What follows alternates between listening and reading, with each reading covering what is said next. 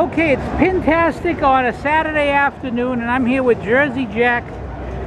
Jack, been playing that Toy Story machine, and it is a real quality pinball machine. I mean, I've got to commend you on that. It is really something. Well, the team did a great job. Pat Lawler, John Yowsey, Joe Katz, JP DeWin, everybody did a great job.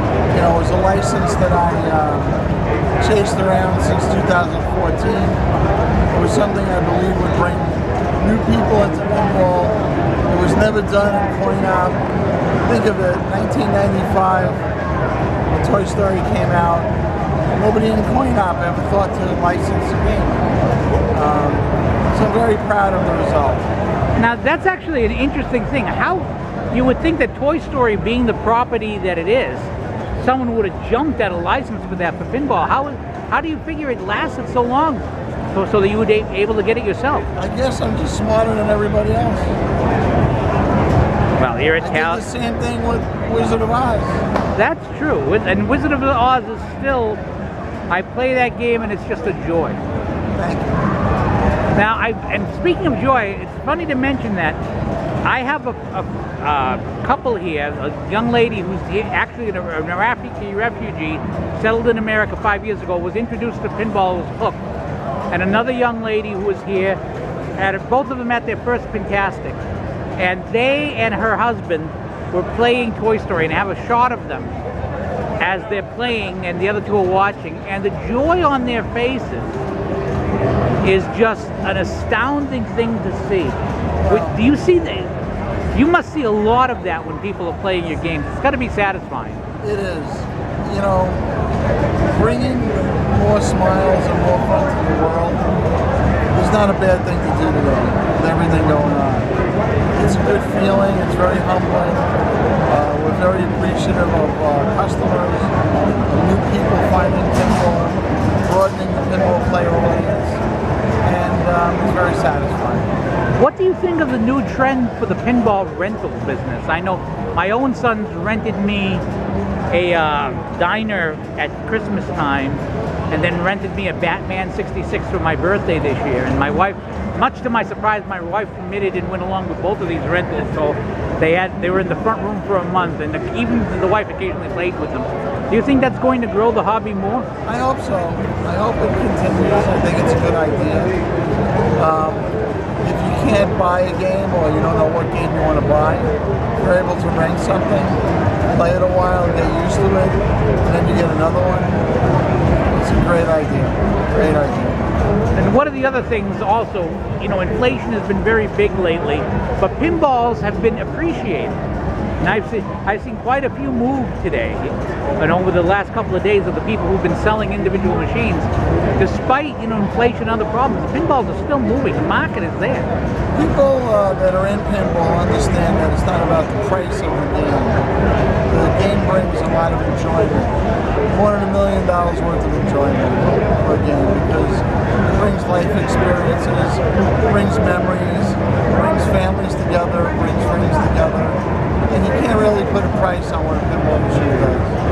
And the fact that they've been appreciating helps it along despite that too. Doesn't hurt. It certainly doesn't hurt. Now obviously you can't tell me anything about what's new in the pipeline.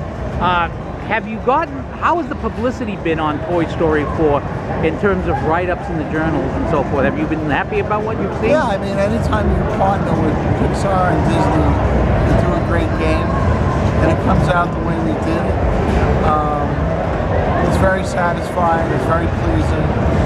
Again, not to overuse a word, it's very humbling. I mean, a lot of effort, a lot of time, millions of dollars have gone into creation of the game, and we're very proud of it. And that's another thing, the amount of effort that we were talking, I was again talking with my two friends over there. They were marveling at, you know, the artwork that designed, the continuity kept inside this shot versus that shot, and all of that type of thing, and of course the electronics and engineering. People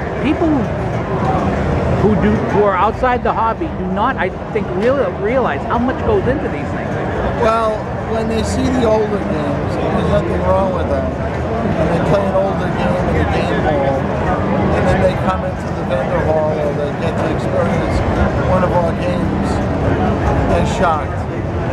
It's not your grandfather's pinball machine anymore.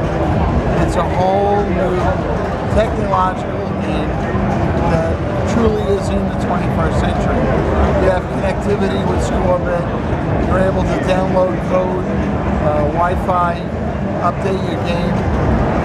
You have that beautiful LCD.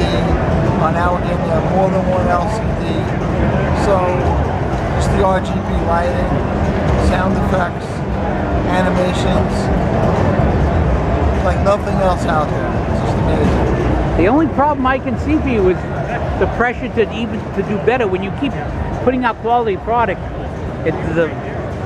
it's got to be hard to try and live up to the. I mean, I thought it'd be hard to live up to Wizard of Oz, and then there was Hobbit, and then there was. I was going to say, you asked me about Wizard of Oz, and I said to you, we're going to keep doing it. We're going to keep doing the best. We're going to keep making games different than each other, more innovative, better as we go along.